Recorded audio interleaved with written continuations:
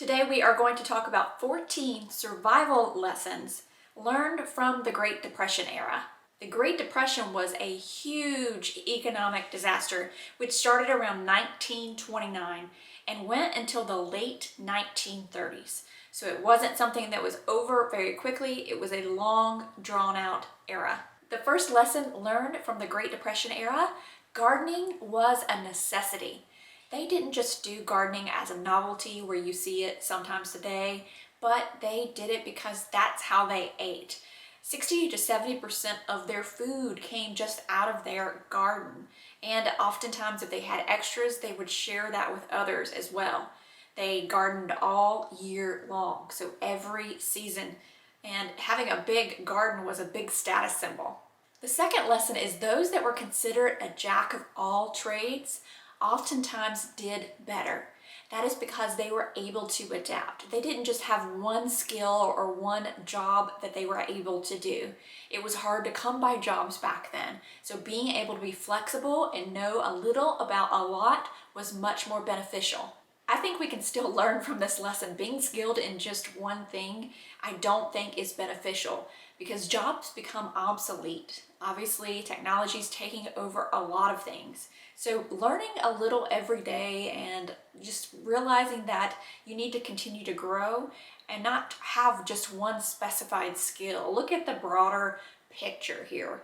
That way, if your job does go down the tank, then you have another option. And a lot of times people focus on just one field of interest when they go to school or in college, etc. But nowadays that's just not practical, and it wasn't practical back then either. So I think this is a great lesson to learn that maybe just go ahead and diversify what you are skilled in. The third lesson is waste was a bad word. This is not something you wanted to be seen doing. I did a video where I talked about someone who had interviewed their grandfather who was from the Great Depression era, and they had asked him what he thought the biggest difference between that generation and today was. And he said garbage. He said back then they did not have garbage. Think about how much garbage we have today. Back then there was nothing that went to waste. People literally fought over scrap food. In the same way that you see them fighting now when they're in Target on Black Friday trying to find the TV with the best deal. The fourth lesson is to have multiple streams of income. Back then, they didn't just have one job. Oftentimes, it was hard to actually come by a full-time job. There were part-time jobs or just side jobs here or there. They worked from sunup till way into the night, and then they came home and did more work on their own house or garden, etc. So having multiple streams of income, not relying on one thing. Nowadays, I see people who just have one job, and that's what I was for the longest time. Just one job, and scared to pieces that what if something happened to that job? I mean, goodness, look what happened last year where so many people were unemployed and didn't have any other means. So really looking into what we can do to have multiple streams of income is something we can definitely learn from that generation and start putting into place, because if last year showed you anything, it's that this stuff can happen anytime. Who knows? So look outside the box, see what else you can put your foot into, maybe turning a hobby into a side job or a side gig. I've got a video I'll link right up here where I talk about some of those. Who knows what you could make some money on the side doing. The fifth lesson from the Great Depression era is large debts were like making a deal with the devil. Not a good idea. Banks were relentless, especially after the Great Depression, at coming after people. It wasn't just them calling you up and, giving you a piece of their mind on the phone. It was them coming after you. And, I don't know a lot of the stories, but from what I've been reading up on this, some of them, maybe were stalking people, etc. The banks were not kidding. When they wanted to get their money back, let's say you refinanced your home or something like that, they came at you. Debt back then was like making a deal with the devil. And nowadays, yeah, I don't think it's too much better. Of course, they don't stalk you and sit outside your house. At least I don't think they do. The sixth lesson learned during the Great Depression is something you can still see today, and that is that crime increases. Crime and violence increases during these times. Desperate people do desperate things, and evil people start taking advantage because they know they can.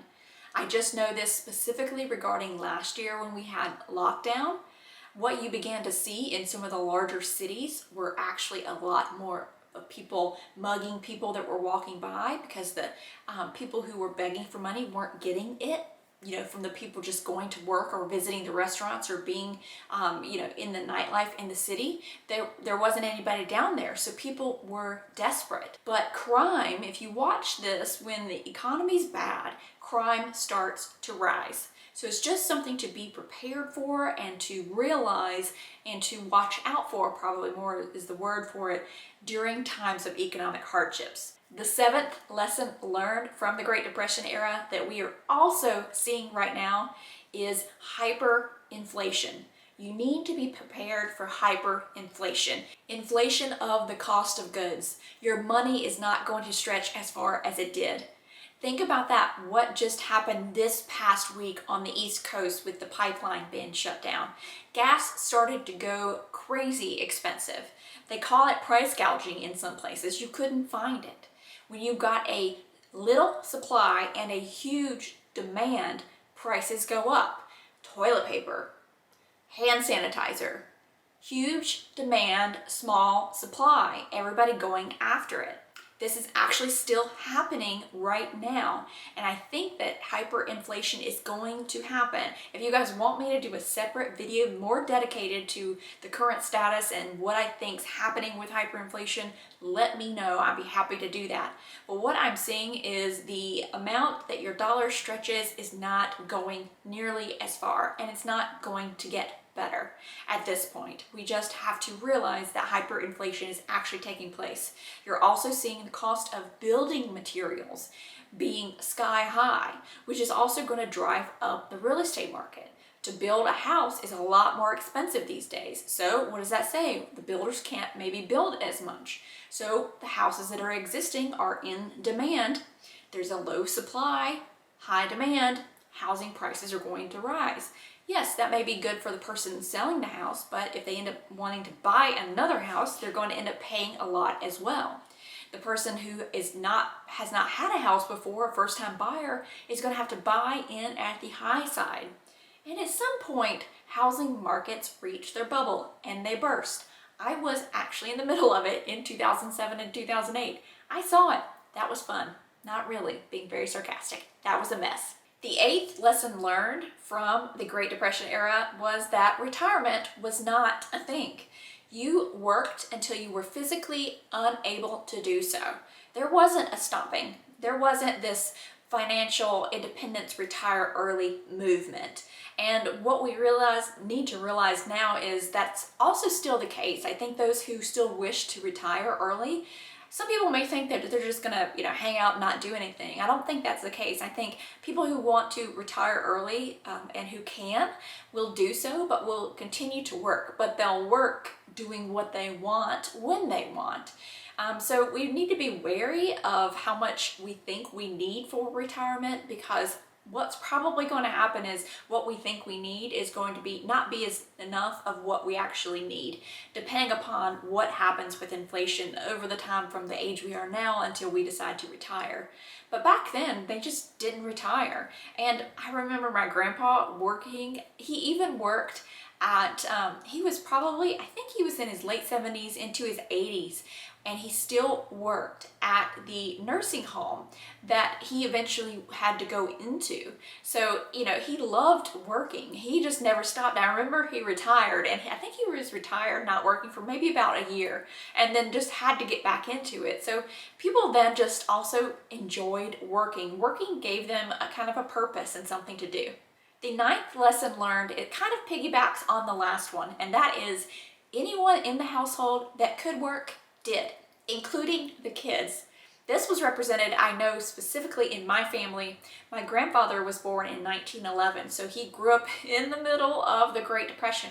And then my dad was born around the 1950s.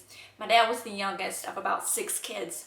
and he had to help out on the farm from a very young age. I remember a story my dad told me. These kids, they didn't get to just go out and play all the time. They had to work. So they worked on a cotton farm.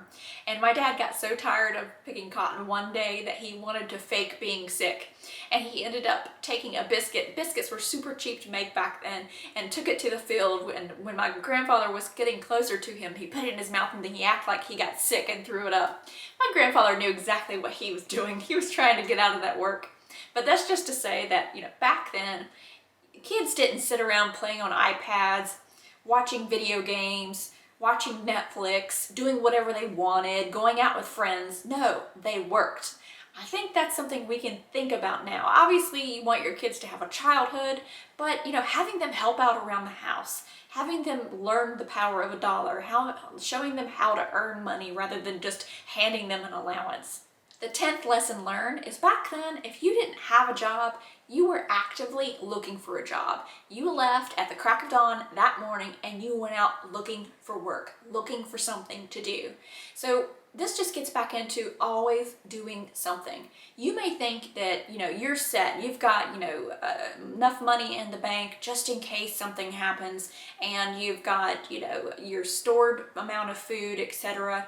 But are you prepared for something that could last 10 years? I'm not saying that will ever happen again, but I don't know that the people during the Great Depression didn't think it was going to last that long either.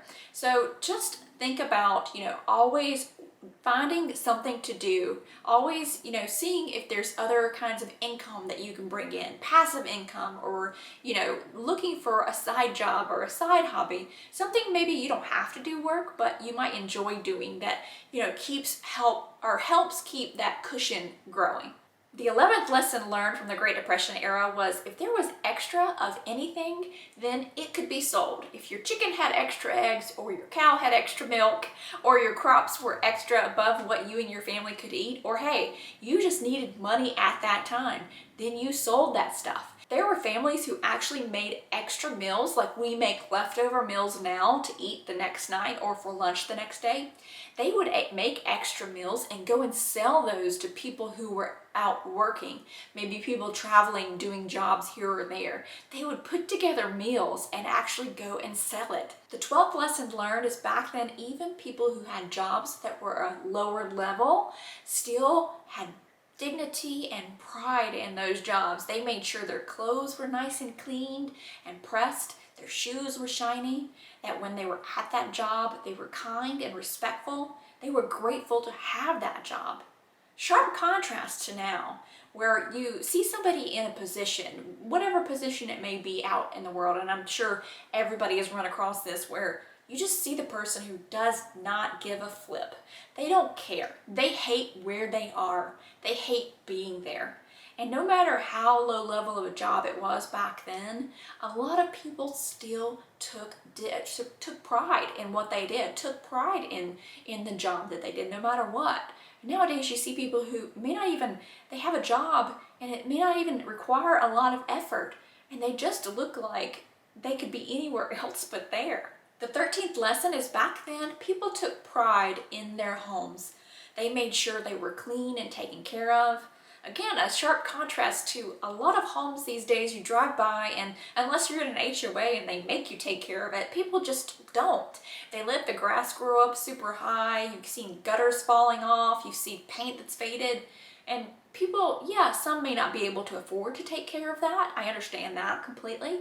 But others could and just don't take any pride in their home. I think we can take a lesson from that and realize that no matter how small or outdated our home is, taking pride in it, keeping it clean, nice, and doing the repairs that we need to as they come about can help us to appreciate the house that we have, again, no matter how small or outdated it may be. The 14th lesson is probably my favorite. And that is, the theme of that era was kindness. Kindness was something that you came across a lot. People took care of their neighbors. They weren't afraid to talk to their neighbors. Any act of kindness, no matter how small, was seen as a blessing. These days, if you open the door for somebody, they may not even say thank you. If you let them out in traffic, They may not, give you the wave. Any little thing that you could do back then, people thought was, the most amazing thing. They thought it was so kind. And today, people just aren't showing kindness that way and aren't accepting kindness. They think it weird when they see kindness, which I think is so sad. I think that is why you see a lot of people like myself looking back on the times of the Great Depression and smiling, because you see that these people were put through so much for such a long period of time, and they came through it. And you just see how much work they put into it, how innovative they became, how prideful they were in what they did have, and just how kind they were to each other. And it's just something that you have to respect of that generation.